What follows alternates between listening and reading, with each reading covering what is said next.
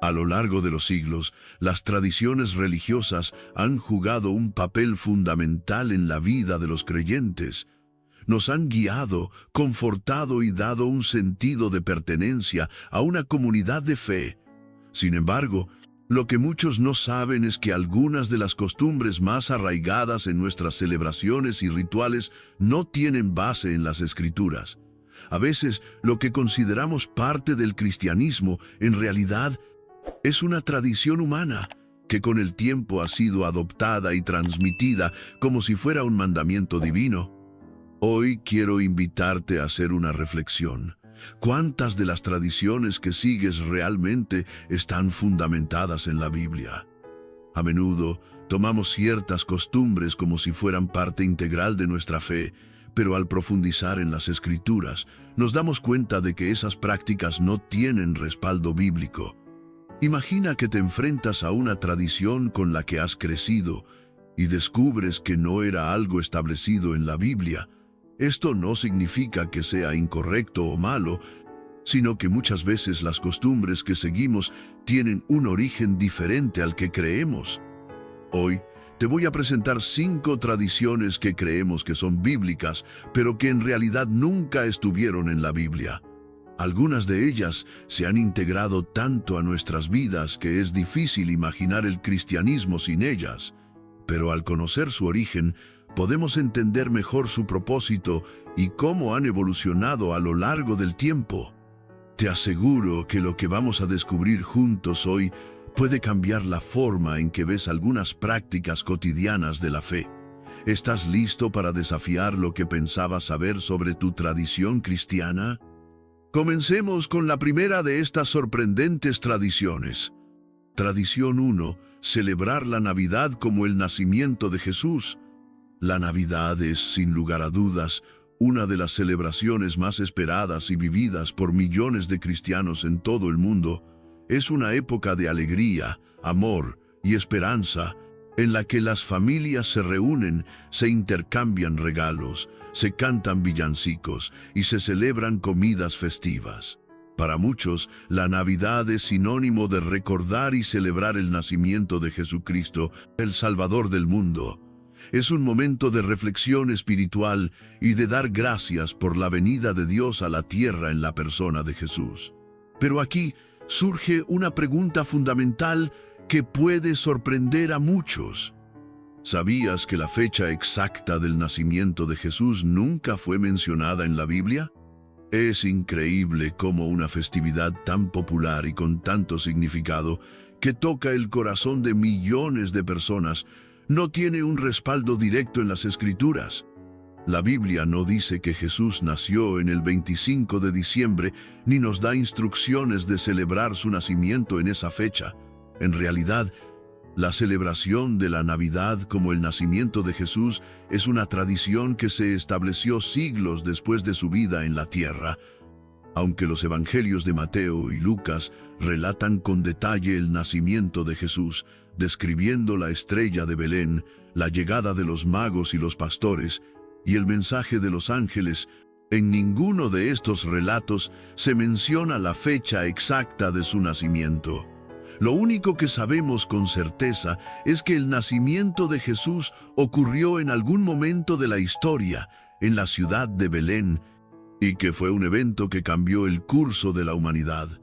Sin embargo, la fecha del 25 de diciembre fue elegida por razones históricas y no por alguna enseñanza bíblica. La razón por la que celebramos la Navidad el 25 de diciembre se remonta al siglo IV, en el contexto del Imperio Romano. Durante esa época, el cristianismo estaba comenzando a expandirse y la Iglesia necesitaba encontrar formas de conectar y redirigir las prácticas paganas hacia la fe cristiana. En ese entonces, el 25 de diciembre, era el día en que los romanos celebraban la festividad del Sol Invicto. Esta celebración marcaba el solsticio de invierno, el día en que el sol comenzaba a recobrar su fuerza, lo que para los paganos representaba el renacer de la luz después de los días más oscuros del año. Al ver el poder de esta festividad pagana, Los líderes cristianos decidieron que sería conveniente asociar este día con el nacimiento de Jesucristo, a quien consideraban la verdadera luz del mundo. De esta manera, el 25 de diciembre no solo pasaría a ser una fecha cristiana, sino también una oportunidad para desplazar las celebraciones paganas con una interpretación cristiana del renacer de la luz a través del nacimiento de Jesús. Este proceso de asimilación cultural no fue único de la Navidad. A lo largo de la historia, muchas de las festividades cristianas han adoptado elementos de celebraciones previas, en un intento por hacer la transición entre el paganismo y el cristianismo de una forma más fluida. De hecho, gran parte de las tradiciones navideñas que hoy asociamos con la festividad, como el árbol de Navidad, las luces y hasta la figura de Santa Claus, tienen orígenes que no están relacionados con los textos bíblicos. La Iglesia Católica y más tarde las iglesias cristianas en general adoptaron con el tiempo otras costumbres, como el pesebre o la misa de gallo, y las villancicos que fueron añadiendo a la tradición navideña, pero todo esto se fue formando mucho después del nacimiento de Jesús. Por ejemplo, la figura de Santa Claus o Papá Noel no tiene nada que ver con las enseñanzas bíblicas, sino que es una mezcla de tradiciones europeas y de la figura de San Nicolás, un obispo cristiano del siglo IV conocido por su generosidad. Así que, aunque el personaje de Santa Claus tiene sus raíces en la cristianización de ciertas figuras de la Edad Media, no tiene fundamento bíblico alguno. Es importante entender que el hecho de que la Navidad no tenga un fundamento bíblico directo no disminuye en absoluto el significado espiritual y cristiano de la festividad. La esencia de la Navidad sigue siendo profundamente cristiana. El propósito de la Navidad no es la fecha ni las tradiciones que la acompañan, sino recordar el milagro del nacimiento de Jesús en un mundo necesitado de esperanza y salvación. Lo que realmente importa es que la Navidad nos invita a reflexionar sobre el gran amor de Dios, quien se hizo carne en Jesús para traer luz y salvación a la humanidad. En este sentido, podemos entender que las tradiciones en sí mismas, aunque no sean estrictamente bíblicas, tienen un gran valor como momentos de unión, reflexión y adoración. La Navidad sigue siendo una oportunidad para reunirnos en torno al misterio de la Encarnación, para agradecer a Dios por el regalo de Jesús y para expresar nuestro amor y gratitud. Aunque la fecha del 25 de diciembre no esté en la Biblia, el mensaje que transmite, el de la venida de Jesús al mundo, es profundamente bíblico. Por tanto, como cristianos, es importante que celebremos la Navidad con conciencia. Si bien el 25 de diciembre es una tradición que la Iglesia adoptó, podemos aprovechar esta época para meditar en lo que realmente significa la venida de Cristo a la tierra, la esperanza de la redención, el amor incondicional de Dios y la luz que llegó para disipar las tinieblas del pecado. Entender el origen histórico de la Navidad nos ayuda a ver más allá de las tradiciones superficiales y a enfocarnos en lo que realmente importa, la persona de Jesucristo, el verdadero regalo de Navidad.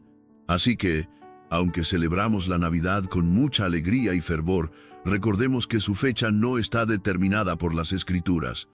Pero, ¿qué hay de otras tradiciones dentro de la vida cristiana, como los tiempos de ayuno o reflexión?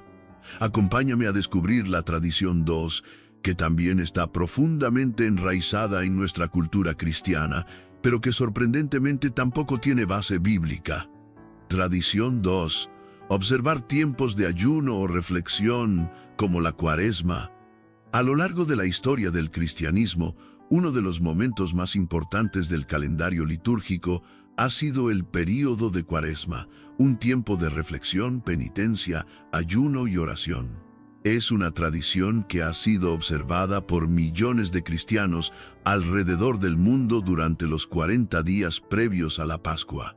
Durante este tiempo, Muchas iglesias instan a los fieles a prepararse para la celebración de la resurrección de Cristo a través de la práctica del ayuno, la oración intensificada y la reflexión sobre su vida y sacrificio. Para muchos, la Cuaresma es vista como una oportunidad para acercarse más a Dios, apartarse de las distracciones del mundo y renovar su compromiso con la fe. Se espera que, durante estos 40 días, los cristianos se abstengan de ciertos alimentos o placeres mundanos como una forma de sacrificio y disciplina espiritual. Pero, ¿sabías que la Cuaresma, tal como la conocemos hoy, tampoco tiene un respaldo directo en la Biblia? Es cierto que la práctica de ayunar y reflexionar es común en las Escrituras, pero el concepto específico de la Cuaresma, como un tiempo formal de 40 días de preparación para la Pascua, no tiene base bíblica directa. En otras palabras, la observancia de los 40 días de Cuaresma, tal y como la celebramos hoy, no está prescrita en las Escrituras. La Cuaresma como un periodo litúrgico formal comenzó a desarrollarse en la iglesia primitiva, específicamente en los primeros siglos después de la ascensión de Jesús. En sus inicios, no era un tiempo uniforme ni establecido, sino más bien una práctica de preparación para el bautismo, especialmente en las regiones del Imperio Romano, donde se realizaban bautismos masivos durante la Pascua. La iglesia primitiva entendió la importancia de preparar espiritualmente a los nuevos creyentes antes de ser bautizados, y eso incluyó prácticas de arrepentimiento y oración intensificada. Con el tiempo, esta práctica se fue extendiendo a todos los cristianos como un periodo de preparación espiritual para la celebración de la Pascua.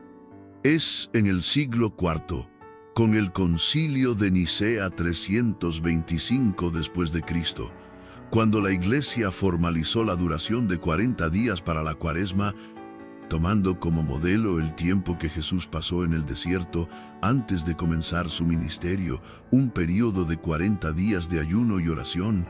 La cifra de 40 días no es casual en la Biblia. El número 40 tiene un significado simbólico muy fuerte, asociado con tiempos de prueba, preparación y purificación. Por ejemplo, Moisés pasó 40 días en el monte Sinaí. El pueblo de Israel estuvo 40 años en el desierto y Jesús pasó 40 días en ayuno en el desierto antes de ser tentado por el diablo. Mateo 4, 1-2. Sin embargo, es importante notar que ninguno de estos periodos de 40 días fue un tiempo de Cuaresma como lo entendemos hoy, con un enfoque litúrgico, específico y ritualizado. El ayuno y la penitencia sí están presentes en la Biblia, pero la Cuaresma como periodo específico no es una institución bíblica.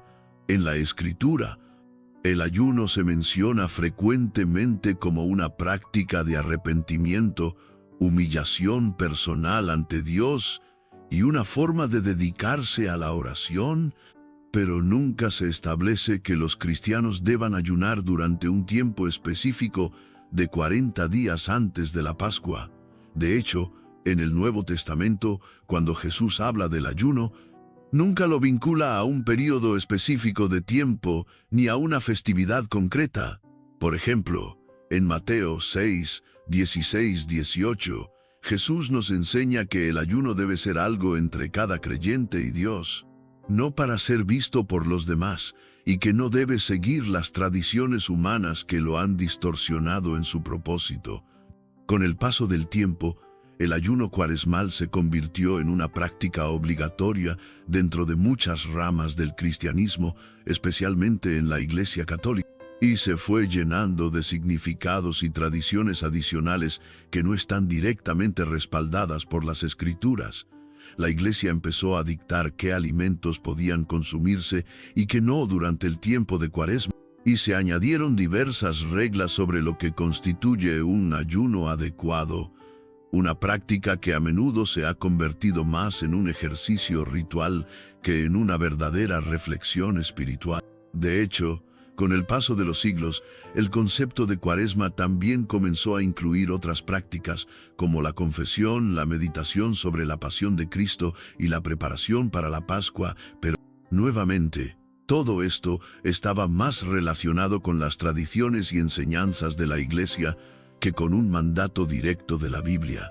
Lo que comenzó como una práctica de penitencia y reflexión se fue convirtiendo en una tradición eclesiástica con reglas y estructuras muy específicas. Esto no significa que la Cuaresma sea una práctica negativa o inútil.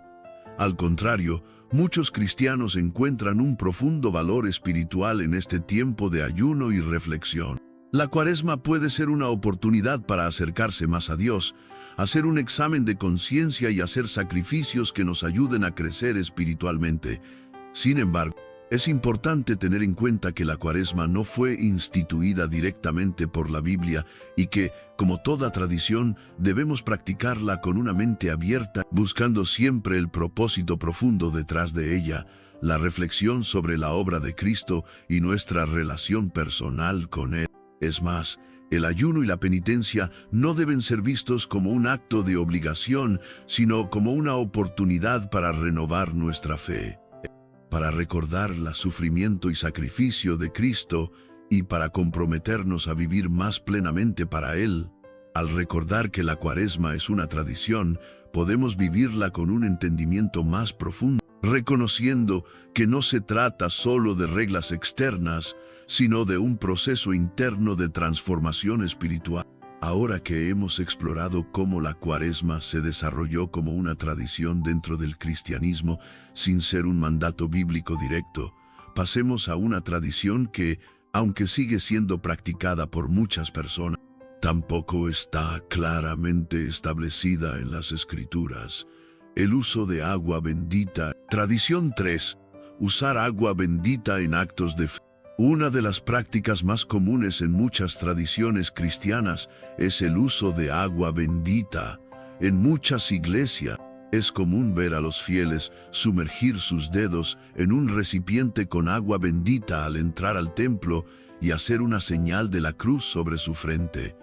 También se usa en bautismos, bendiciones de hogares y en diversos rituales para invocar la protección de Dios y purificar a las personas o lugares.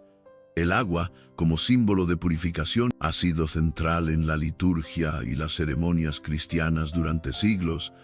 Pero, ¿sabías que el uso de agua bendita en actos de fe no tiene un mandato directo en la Biblia? Es decir, la Biblia no enseña de manera explícita que el agua debe ser bendecida y utilizada de esta forma. Para entender el origen de esta práctica, tenemos que retroceder a los primeros siglos del cristianismo. En la antigüedad, el agua ya era un símbolo poderoso de limpieza y purificación. En la tradición judía, el agua era utilizada en diversos rituales de purificación, como el baño ritual conocido como la mikvé. En el Nuevo Testamento, el bautismo con agua se presenta como un símbolo de purificación espiritual, representando el arrepentimiento de los pecados y el nuevo nacimiento en Cristo. Jesús mismo fue bautizado en agua por Juan el Bautista, y él enseñó que sus discípulos debían hacer lo mismo. Mateo 28. Sin embargo, el agua bendita en sí misma, tal como la conocemos hoy, tiene sus raíces más en las prácticas litúrgicas que se desarrollaron a lo largo de la historia de la Iglesia, especialmente en la Edad Media. En ese período, la Iglesia comenzó a usar el agua no solo como un símbolo de purificación, sino también como un medio para atraer la bendición divina y proteger a las personas de los males. El uso del agua bendita empezó a verse como una forma de consagrar el espacio y las personas, invocando la presencia de Dios en lugares y situaciones cotidianas. Es importante hacer una distinción entre lo que la Biblia enseña sobre el uso del agua y lo que la tradición litúrgica ha añadido a lo largo de los siglos. En el Nuevo Testamento, el agua se utiliza como símbolo de purificación, especialmente en el contexto del bautismo. En Juan 3:5, Jesús le dice a Nicodemo que el que no naciera de agua y del Espíritu no puede entrar en el reino de Dios. Este agua hace referencia al bautismo, un acto que simboliza el perdón de los pecados y la regeneración del Espíritu Santo. Pero no se habla de agua bendita como objeto ritual. Por otro lado, en el Antiguo Testamento, el agua también tiene un papel fundamental en los rituales de purificación, como en Éxodo 30, 18-21, donde se habla de un lavatorio de bronce en el que los sacerdotes se lavaban las manos y los pies antes de entrar en el tabernáculo, como símbolo de limpieza ritual.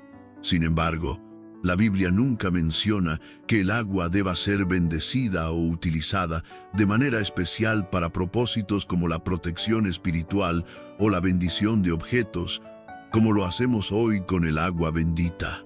La práctica de bendecir el agua, tal como se hace en muchas iglesias hoy en día, tiene sus orígenes en la iglesia medieval.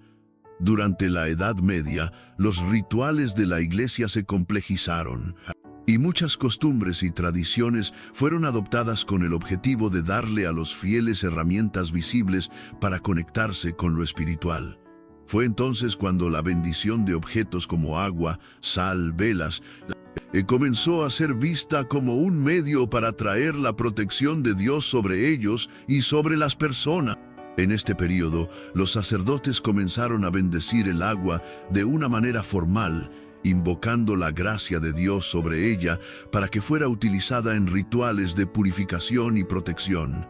Se creía que el agua, al ser bendecida, adquiría poder espiritual y por lo tanto podía alejar el mal, proteger a las personas de enfermedades o influencias demoníacas y purificar a los fieles de los pecados cometidos. Sin embargo, este tipo de prácticas no tienen una base bíblica clara, sino que son el resultado de costumbres litúrgicas que se fueron desarrollando a lo largo del tiempo. Hoy en día, el uso de agua bendita sigue siendo una tradición en muchas ramas del cristianismo, especialmente en la Iglesia Católica, la Iglesia Ortodoxa y algunas comunidades anglicanas. El agua bendita se utiliza en el bautismo como señal de consagración o purificación, para bendecir hogares, en un acto de invocar la protección divina, o en el momento de entrar a la iglesia, como señal de respeto y reverencia hacia Dios. Sin embargo, el uso del agua bendita, aunque es muy común, debe ser comprendido como una tradición litúrgica más que como un mandato o enseñanza explícita de las Escrituras. La Biblia nunca manda que el agua sea bendecida de una forma ritualizada, ni enseña que el agua tenga poder en sí misma más allá de su simbolismo como purificación.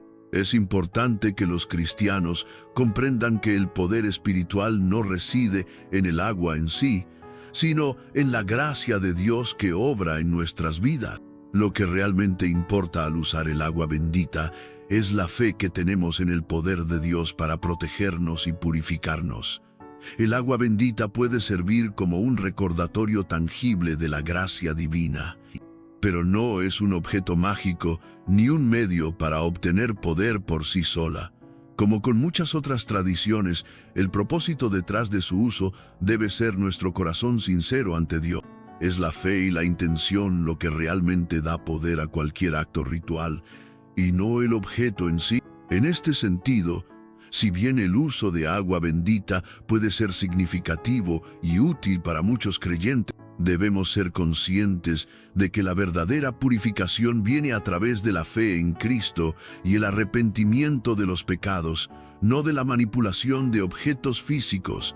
Así que, aunque el agua bendita es una tradición que ha adquirido gran significado para muchos cristianos a lo largo de los siglos, debemos recordar que no tiene una base bíblica directa.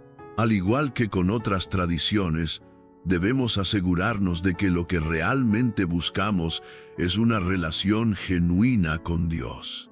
Ahora, pasemos a explorar otra tradición que también es muy común, pero que sorprendentemente no tiene respaldo explícito en las Escrituras: el uso de versículos bíblicos como amuletos de protección.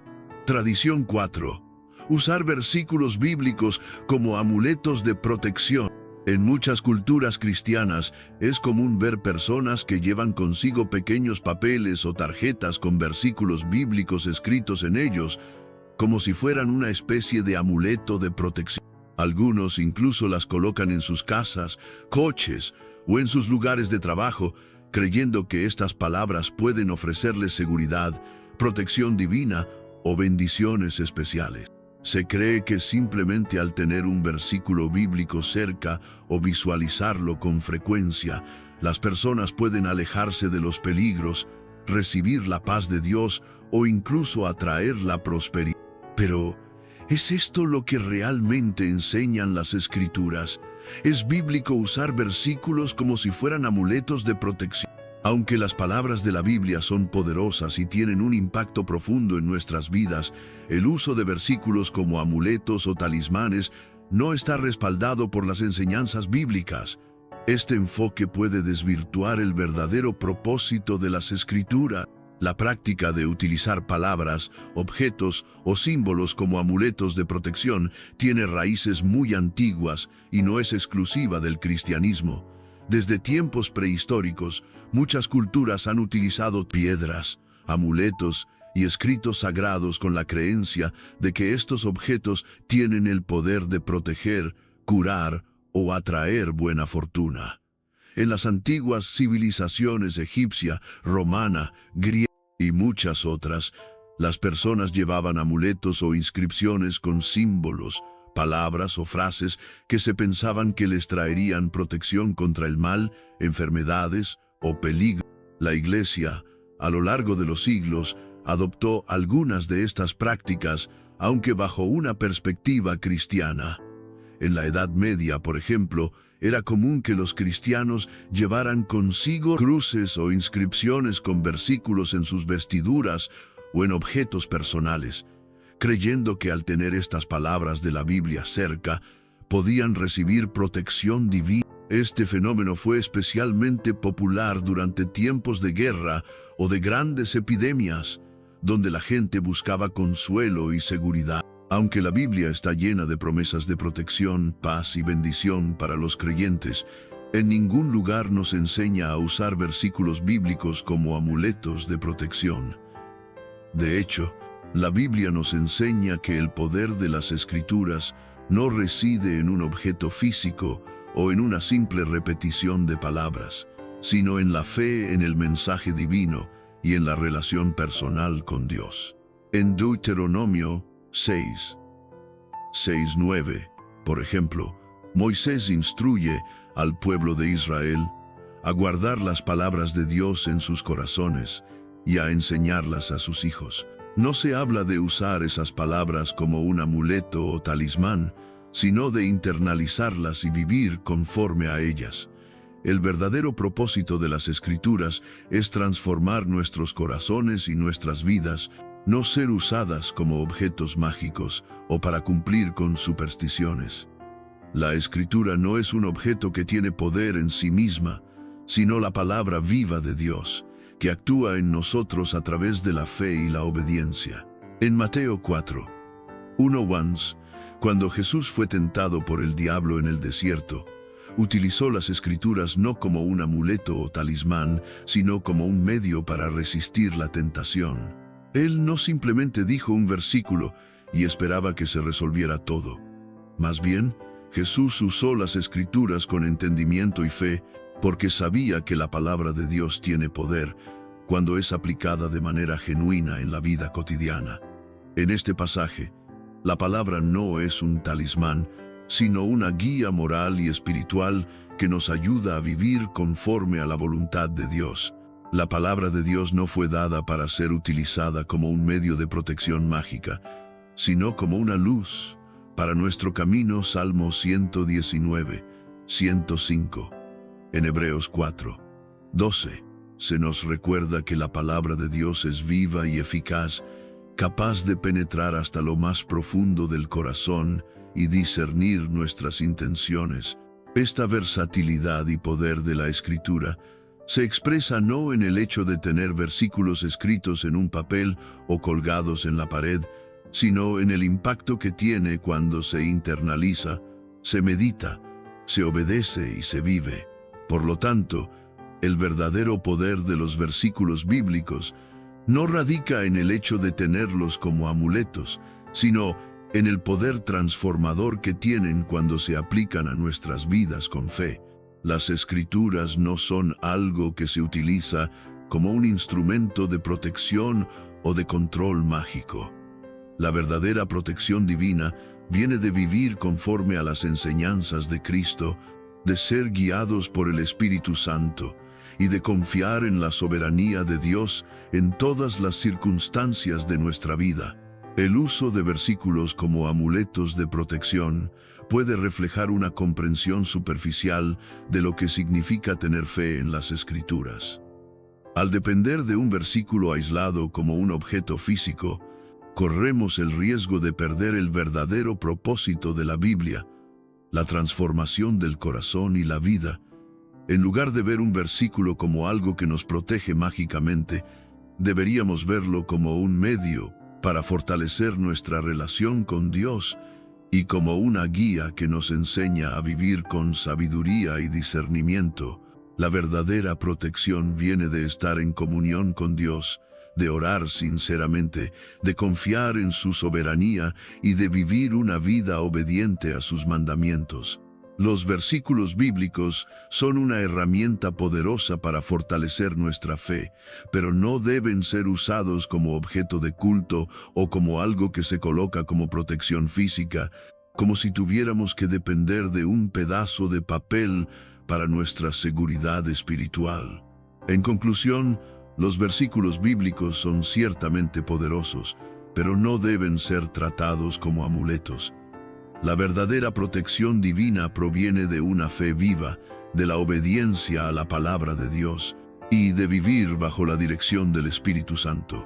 Es importante entender que la palabra de Dios tiene poder para transformar, sanar y proteger, pero solo cuando la aplicamos correctamente, en fe y obediencia. Con esto en mente, pasemos a una práctica que también ha sido ampliamente adoptada por muchas personas, pero que, al igual que las otras tradiciones que hemos explorado, no tiene un respaldo bíblico directo: el uso de anillos de matrimonio como símbolos espirituales. ¿Qué enseñanza realmente encontramos sobre el matrimonio en las Escrituras? Acompáñame a descubrirlo. Tradición 5. Usar anillos de matrimonio. El anillo de matrimonio es uno de los símbolos más comunes y reconocidos en todo el mundo. En bodas cristianas, el intercambio de anillos suele ser uno de los momentos más significativos de la ceremonia. El anillo, generalmente de oro o platino, simboliza el compromiso eterno, la fidelidad y el amor inquebrantable entre dos personas que se han unido en matrimonio. Sin embargo, es importante preguntar, ¿es el uso del anillo de matrimonio una tradición bíblica? ¿Realmente la Biblia respalda esta costumbre, o es algo que la Iglesia ha adoptado con el tiempo? A primera vista, parece lógico que el anillo de matrimonio sea un símbolo cristiano, pues se usa en el contexto de un sacramento tan sagrado como lo es el matrimonio. Pero la verdad es, aunque los anillos son un símbolo importante para los matrimonios de hoy, la Biblia no establece que los cristianos deban usar un anillo para simbolizar el matrimonio. Esta práctica, como muchas otras, tiene sus raíces en la cultura humana y ha sido adoptada por las iglesias a lo largo de los siglos, más como una expresión cultural que como un mandato divino. El uso de anillos en el matrimonio tiene una larga historia que precede al cristianismo. En la antigua Roma, por ejemplo, los anillos eran utilizados como símbolo de compromiso y pertenencia. Los romanos intercambiaban anillos de hierro en el momento del matrimonio, como una forma de sellar el acuerdo y marcar el estatus de una mujer como esposa. Este simbolismo de posesión y unión fue gradualmente adoptado por otras culturas, incluidos los pueblos cristianos. Durante la Edad Media, los anillos de matrimonio comenzaron a ser más elaborados y a usar materiales más preciosos como el oro para reflejar la durabilidad y el valor del compromiso matrimonial. Los cristianos empezaron a adoptar la tradición de intercambiar anillos como parte de las ceremonias de matrimonio, pero más como un símbolo cultural que como un acto con un mandato explícito de las Escrituras. Aunque la Biblia no menciona directamente el uso del anillo de matrimonio, el concepto de un compromiso eterno y la fidelidad en el matrimonio sí está profundamente enraizado en la enseñanza bíblica. Como símbolo de un ciclo sin fin, se ha interpretado a menudo como una representación de la eternidad del amor y el compromiso de los esposos. El círculo del anillo, sin principio ni fin, simboliza la unión continua e inquebrantable entre el esposo y la esposa. La Biblia habla claramente sobre la importancia del compromiso marital y de cómo el matrimonio debe reflejar el amor fiel y sacrificado de Cristo por la Iglesia. En Efesios 5, Pablo compara la relación entre marido y mujer con la relación entre Cristo y la Iglesia, destacando el amor sacrificial que debe existir en un matrimonio cristiano. En este sentido, el anillo puede servir como un recordatorio tangible de ese compromiso eterno que se espera en el matrimonio cristiano. La Biblia nos enseña que el matrimonio es un acto sagrado instituido por Dios. En Génesis 2:24, Dios establece el primer matrimonio entre Adán y Eva. Por tanto, dejará el hombre a su padre y a su madre, y se unirá a su mujer, y serán una sola carne. Aquí, el concepto de unidad y fidelidad en el matrimonio se establece como una base fundamental para la relación conyugal. Sin embargo, no hay ninguna mención de un anillo como símbolo de ese compromiso. En el Nuevo Testamento, Jesús reafirma la santidad del matrimonio en Mateo 19:4-6, donde enseña que lo que Dios ha unido, el hombre no lo separe. Aunque el matrimonio es descrito como una unión sagrada e indisoluble, nuevamente, no se menciona el uso de un anillo como símbolo de esa unión. La Biblia, por tanto, se enfoca más en los valores espirituales y morales del matrimonio, como la fidelidad, el respeto mutuo y el amor sacrificial, que en un símbolo físico específico como el anillo. El uso del anillo de matrimonio, como mencionamos anteriormente, tiene más que ver con costumbres culturales que con un mandato bíblico. Con el tiempo, la Iglesia cristiana adoptó el uso del anillo como un símbolo de fidelidad y compromiso en el matrimonio. La práctica de intercambiar anillos se fue consolidando a medida que la sociedad comenzaba a valorizar cada vez más la unidad conyugal como un reflejo de los principios cristianos de compromiso y amor fiel. En el siglo IX, la Iglesia Católica Romana formalizó la práctica del intercambio de anillos como parte de la ceremonia matrimonial, principalmente como un símbolo de la consagración de la unión ante Dios. El anillo, de manera simbólica, también representaba el compromiso público que los esposos hacían ante la comunidad y ante Dios, comprometiéndose a vivir su matrimonio con fidelidad y respeto mutuo.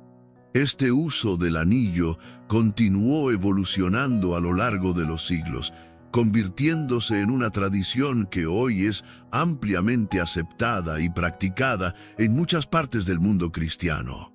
Aunque la Biblia no prescribe el uso del anillo de matrimonio, la tradición de intercambiar anillos sigue siendo un signo poderoso de la fidelidad y el amor comprometido entre los esposos. Lo que realmente importa en el matrimonio cristiano es el compromiso del corazón y la intención de vivir el uno para el otro, amándose, respetándose y honrándose tal como Cristo ama a su Iglesia. El anillo de matrimonio puede ser visto, por tanto, como un recordatorio externo de un compromiso interno. Es un símbolo que ayuda a las parejas a recordar su responsabilidad ante Dios y ante los demás, de vivir en un matrimonio fiel, amoroso y sacrificado. Sin embargo, no debemos olvidar que lo que hace fuerte a un matrimonio no es el anillo en sí, sino el amor genuino y la obediencia a las enseñanzas de Cristo. En conclusión, aunque el uso del anillo de matrimonio no tiene un respaldo directo en las Escrituras, es una tradición significativa que ha evolucionado a lo largo de los siglos y que sigue siendo valiosa en la cultura cristiana.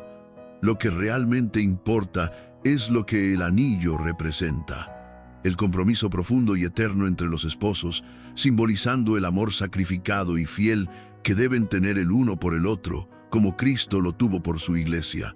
Lo esencial es vivir ese compromiso con honestidad, amor y dedicación, más allá de cualquier símbolo externo.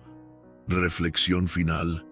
A lo largo de este recorrido, hemos explorado 5 tradiciones que, aunque comúnmente practicadas en muchas iglesias y comunidades cristianas, no tienen un respaldo explícito en la Biblia. Desde el uso del agua bendita en diversos rituales hasta la práctica de intercambiar anillos de matrimonio como símbolo de fidelidad, hemos visto que muchas de estas costumbres, aunque llenas de significado cultural y espiritual, tienen su origen más en la evolución histórica de la Iglesia y en las costumbres sociales que en un mandato directo. Sin embargo, esto no significa que estas tradiciones sean necesariamente incorrectas o que no puedan tener valor en la vida de los creyentes. Lo que realmente importa es el corazón con el que las practicamos. La Biblia nos enseña que las costumbres externas y los símbolos físicos no son lo que realmente define nuestra relación con Dios, sino la fe genuina, la obediencia y el compromiso que tenemos con Él. 1. La Navidad. Celebrar el nacimiento de Jesús es un acto hermoso de adoración, aunque no se haya establecido una fecha específica en la Biblia. Lo importante es que celebramos la venida del Salvador, un acto central de nuestra fe, que debe ser recordado y vivido todos los días. 2. El ayuno de Cuaresma.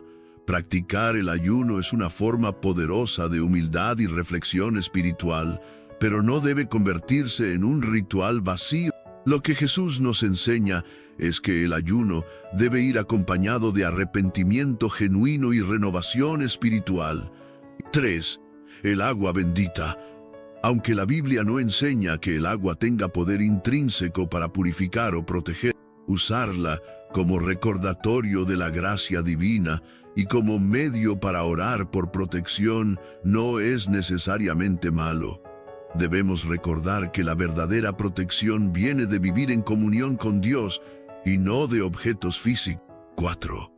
Versículos bíblicos como amuletos. Los versículos bíblicos son poderosos, pero su verdadero poder radica en cómo los vivimos y los aplicamos en nuestra vida diaria. Usarlos como amuletos puede desvirtuar su propósito, que es transformar nuestros corazones y guiarnos hacia una vida más obediente a Dios. 5. Los anillos de matrimonio.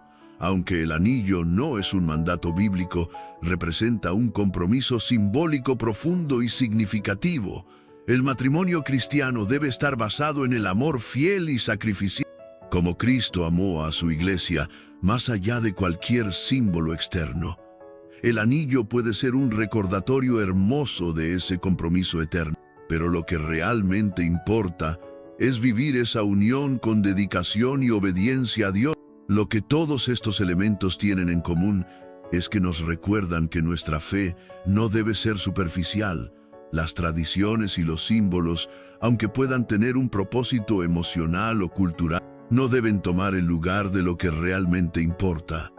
Una relación viva con Dios, construida sobre la palabra y la obediencia.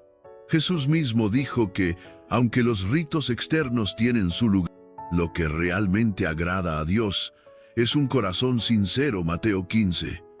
Como cristianos, debemos preguntarnos continuamente, ¿cuál es el propósito de nuestras tradiciones? ¿Están reflejando una fe genuina en Cristo o simplemente se han convertido en costumbres vacías? La verdadera devoción a Dios no se mide por lo que usamos, lo que celebramos o los rituales que seguimos, sino por la transformación que ocurre en nuestro corazón cuando le seguimos con todo nuestro ser.